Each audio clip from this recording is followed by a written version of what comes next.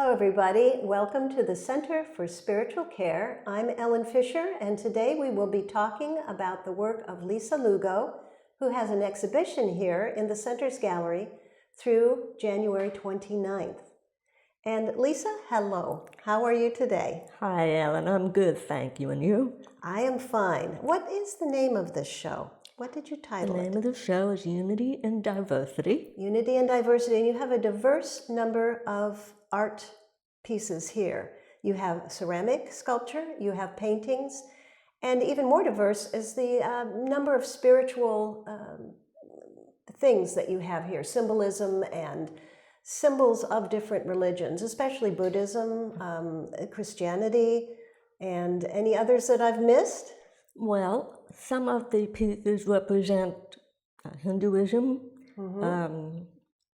Muslims, Yes. Judaism, Native American, I remember Native that one. American. I remember that Absolutely, one. absolutely. Well, let's start out with one of the largest sculptures in the show, and it's simply called Buddha. It's a torso of the Buddha. Okay. Now, this isn't the first Buddha you've ever made. How many have you made before this one? This is my third. Third one. Why do you keep coming back to the torso of Buddha? I don't know. It's just something about it that draws you Yeah, back. for this show, I felt there should be one.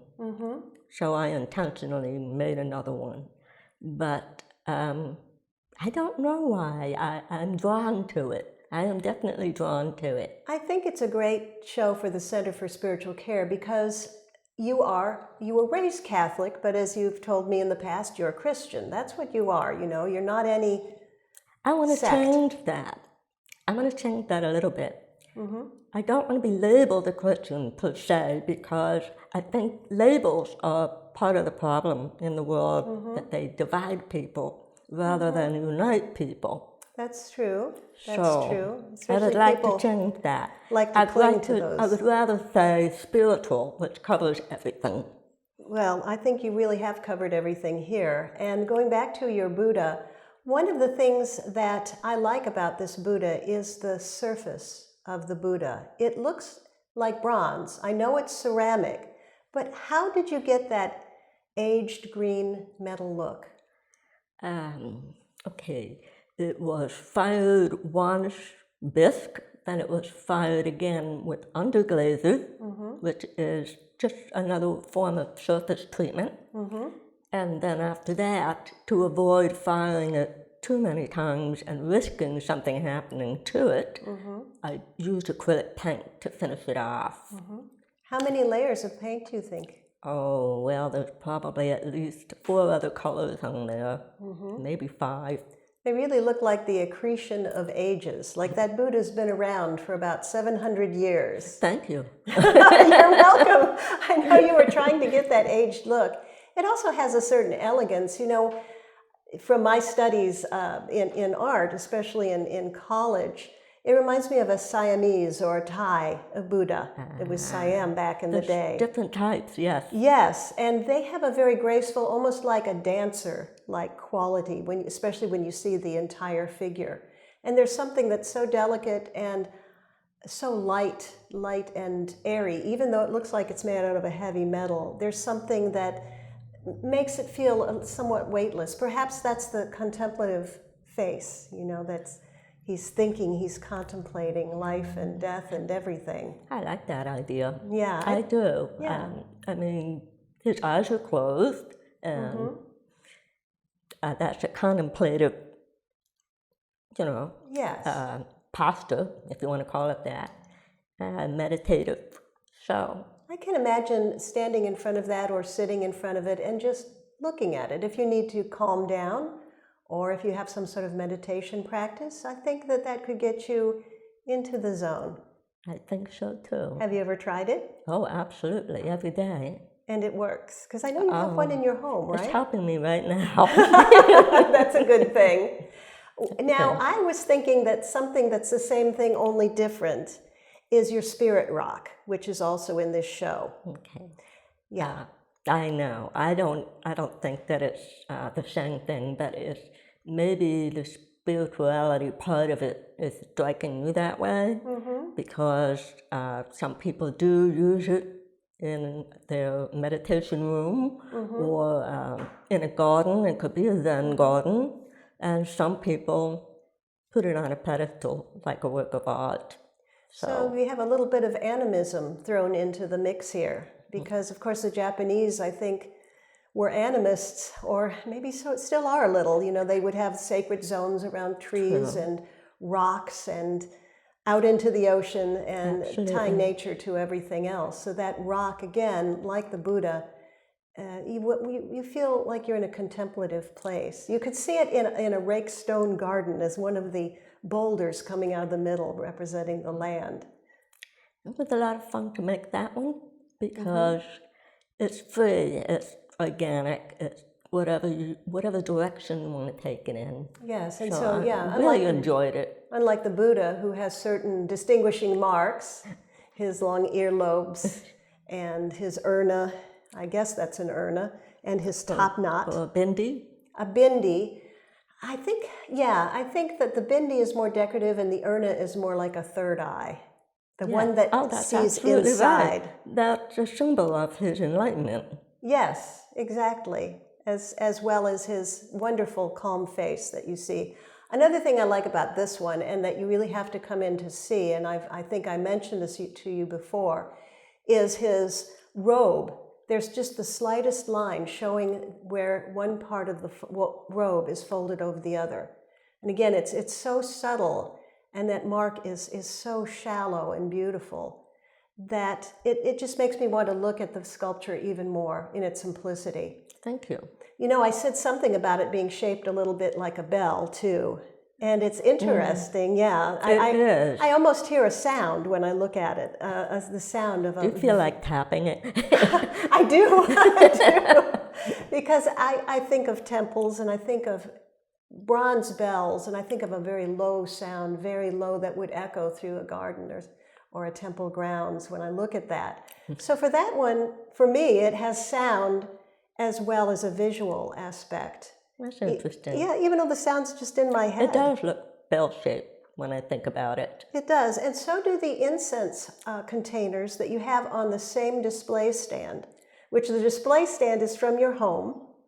It looks just like an altar in a temple, but it's a bare pine carved stand from New Mexico, right? Yes. No. Mexico, yes. Oh, from Mexico, Mexico, actually. It is very altar-like. I thought it kind of could pass for like Bali or Thailand as well. It can, with the floral motif. What made you decide to make incense holders? They actually hold sticks of incense inside. I don't know either. It's one of those things. I don't work with major plan, except that I did for this show. Yes. I like to go with the flow. And I think it comes out better. The clay will speak to me more easily if I just sit down and say, okay, what are we doing today? And it usually comes out like that. And I started making handmade. Most of them are handmade, the incense jars. And I like texture, and so I was playing, really. So some of these were made with a slab roller where you'd put doilies or other textured fabrics on to get that. Roll out the slab, texturize it, and then shape it. And these have, especially the red ones, you have some with a red finish. Does that have a little bit of your acrylic paint magic on it? Actually, that's an ink. It's an ink? It's an ink. Again, it looks like, a copper or... some other sort of, I discovered that. I said, let me try this. See, I was an experimental stage too. Yes. For the red one. Yes. Yes, so you were sort of letting the spirit guide you for the show at the Spiritual Center. Yeah. I guess you could say that. Now, the blue one is raku. Oh, okay. And the yellowish ochre one is glaze. Just regular electric glaze. So they're all different. Is it all the same clay body? Is it like a red or a stone layer? So it's really a low fire glaze that you like to use. Yeah. Only for raku though, mostly, is low fire. Okay, so what is the Buddha or the spirit rock made out of? Probably mid-fire clay. Oh, okay. Most likely. Actually, the spirit rock is sculpture clay. It has a lot of grog and sand in it, which makes it stand up better. And it also is more like what it's representing, Where it I came guess. from, it's the more earth. rock and the earth. One of the things, I mean, we're talking about the earth. You also have paintings here. And I really enjoy your flower paintings very much. They seem to come naturally to you in a way, as well as I think a certain type of poetry in them. And when we talk about poetry, you are very fond of the Persian poet named Rumi, who lived, I think, in the Middle Ages, if you look at... I don't. a long time ago. I think the numbers were in the hundreds. Yes. I don't even think they were in the thousands yet. Yes. But he had a lot to say about life and spirituality in general. And it seems to me that with you, flowers represent, and flowers traditionally do represent the spirit. Usually there's specific flowers, but I The think, language of flowers, yeah. Well, I was inspired by that one quote about out beyond wrongdoing and right doing, there's a field. I'll meet you there. And I'm trying to envision this field as a place where there's a meeting of the mind. Yes. And less of division. And I felt that we really could use that these days, a meeting of the mind, culturally, religiously, humanity in general. So I was inspired by his quote. Yes, I think that the painting suits that quote very well, as does Rumi's Garden too.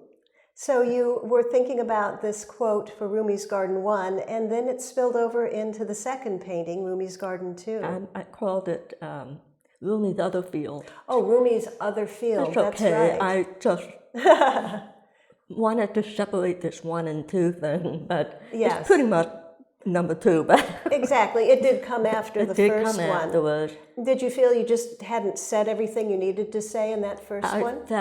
I just felt compelled to do another one. Oh, isn't that wonderful? I was enjoying it so much too. Yes. I found it very freeing to paint like that. I think so, because the flowers, certainly there's a composition there, but again, I think as with your spirit rock, it's what you're feeling like. You don't have to portray like a person, you know, where the eyes are usually up here and the nose in the middle and stuff like that. But yeah. But yeah, I know it's not a realistic type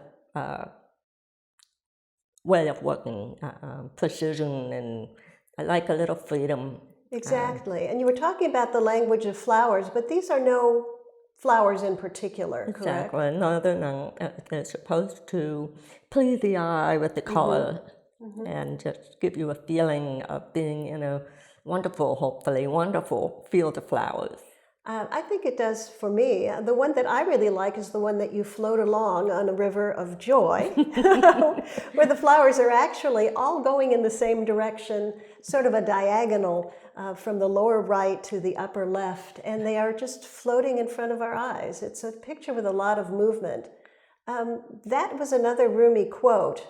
I don't know if I remember it, but when you do something from your soul, then there's a river of joy within. So that really wasn't, you didn't know that Rumi was thinking of flowers, but you've expressed it so perfectly in this painting. Thank you. I went with the flowers. You sort of went with the flow. You were on the flower thing, and actually, I did that painting first, and then saw the quote. Really? Yes, and I said, "Well, this needs to be with this." You were on a wavelength with Rumi, I think. Maybe. One of the things I like that you did in this show with this painting is that you put a sculpture underneath it, and they seem to go together perfectly. Was that intentional? The figure underneath is called. It's a little Buddha in a bowl. It's called a lotus bowl, I think. Lotus bowl, that's right, because the bowl is a lotus. Right. And the Buddha is actually loose in the bowl. You can pick him up, but he's actually on a river, a pond of molten glass. So he's He's sort of floating on this hardened molten glass that looks like he's floating on the pond inside the lotus. And that one you paired up with the River of Joy. Did you do those intentionally to go together? No, well, I told you earlier that I was setting it up in my mind in our living room, specific spot here in the gallery, and it didn't work. So the pedestal was moving around the gallery, and it landed over there, and that was supposed to be for this sculpture. And so I just put the sculpture on it, and I said, I'm going to leave it here. And that's it. They really do look like they go together. I think that the little Buddha floating in that lotus is really wonderful. Can you tell us a little bit about the lotus in Buddhism? The lotus? Yeah, or at least in the art. Okay, lotus in the art, especially for Buddhism, as it turns out, is the symbol of enlightenment. So also, there's no mud, no lotus. It's the idea that the Buddha has risen above the mud, and that also means that you go through trials in life to get to where you're going, I guess would be the way to put it. And there is a painting called No Mud, No Lotus here. There is one. From the lowest substance comes the most ethereal, beautiful flower. So I guess that's human life a little bit. The lotus was built first. Oh, okay. And then I had to think about the size of the Buddha to go on it. And I thought it was kind of neat because, a lotus is usually in water. So this was, this glass is representing water, even though it's supposed to be underneath the lotus. So I thought that was kind of neat the way that turned out. It really is, because you don't see the water until, it's really a piece that you have to interact with. You have to look down in there. What's he standing on? And then you see it's this clear glass that has a bluish tint to it. And the little Buddha is floating right on top. And again, very serenely, and he's a full-length Buddha over there. And so you knew that there was going to be a Buddha inside the lotus, right? Eventually, yes. I knew that. Okay, so you just had to make sure the proportions were right to fit that little Buddha inside. I actually had another one, didn't work. Oh, okay. So try again. Sometimes it's trial and error. Yeah, that's art a little bit, isn't it? I saw it. One of the things that little Buddha makes me think of that we're going to go to next are your Santos figures. And you have 3 of them here. And tell me a little bit about them. Okay. Years and years ago, when people lived on farms or separated pretty far, they had big farms and they didn't live next door to anyone, and they wanted to go to church in inclement weather. They couldn't, so they would set up an altar at home, and they would use thanks as part of their, homemade mass, I would call it. And I'm not really sure why I made them, but I really enjoyed that too. They look more like folk art, don't they? Yes, they do. I think that they probably originated in Europe, maybe in Spain, perhaps. I think you're right. And then came to this country. Absolutely. And then they really were more of a folk art when they brought them to people who were like Indians here in Mexico and South America, native people. And they would imitate these styles. Now this imitates the wooden cage on the bottom of the torso. And that would have been covered in some sort of beautiful brocade back in the day, in the actual wooden santos that would be folk art. And I've been seeing pictures of them without. They look more like just the cage. I think nowadays we look at them and we like that minimal look, that funny cage-like structure. It doesn't seem odd to us. But I think back in the day, they would have dressed them up beautifully. I have seen a couple dressed up, so you're right about that. But most of them lately, it seems, whenever I see one, Yes. not in person, but on the computer, it seems to be the bottom is It's just bare. left open. And it's usually, it can be metal too, I've seen. Yes, that's true. That's true. Just to hold the skirts away from and make it look like there's a figure underneath. But we appreciate that now. We appreciate the craftsmanship. And you've made these look, the wooden slats underneath of the cage, they look a little, again, your trompe-l'oeil effect of wood that they would have been made out of originally. Let's talk about just a couple more things, and those are your Sacred Hearts, since we're sort of in that vein here. Okay. You have 3 Sacred Hearts here, and what is a Sacred Heart? Sacred Heart is really primarily Christian, but the reason I made them is because the heart is universal. The heart symbolizes love, and I think everyone needs love, and I just interpreted it my own way to be a little more contemporary, even though some of the outsides are similar to a good old-fashioned heart, which is, Sacred Heart is actually one of the most popular ex-votos. Right. And it represents the heart of Jesus. That's right. And or Mary. Or Mary. And I was going to say. Yeah, and their passion. You often see flames coming out that show the passion and their love. Can't even be contained in the heart. That's right. Well, Lisa Lugo, it's been wonderful talking to you about Great talking with you, Ellen. And I hope everybody will come and see the show. It's going through January 29th in 2022. So come and see it. Again, at the Center for Spiritual Care. Thank you very much.